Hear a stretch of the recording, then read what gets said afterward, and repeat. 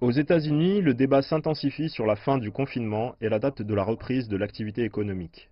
Cela a conduit certains experts médicaux à expliquer pourquoi ces restrictions que nous avons vues jusqu'à présent doivent être maintenues à court terme afin de freiner la propagation du coronavirus. Nous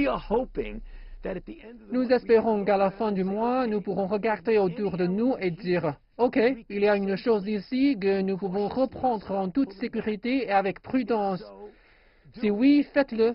Si ce n'est pas le cas, continuez à patienter. » Le président Trump a déclaré qu'il créerait mardi un comité réunissant un panel de chefs d'entreprise et de médecins pour discuter de la manière de reprendre l'activité économique.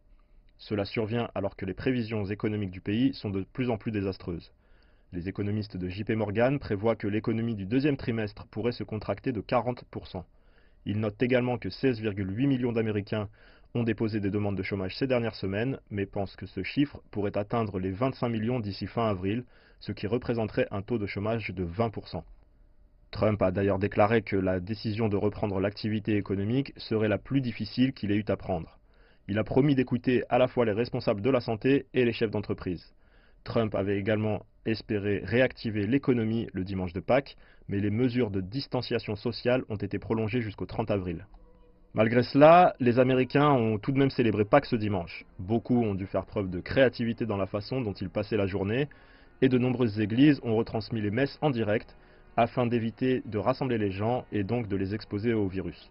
D'autres ont toutefois déclaré qu'elles organiseraient un événement défiant les autorités locales.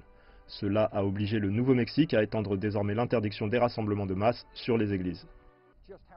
À la seule façon dont les Américains célèbrent Pâques désormais, on peut s'apercevoir combien le coronavirus a bouleversé le pays.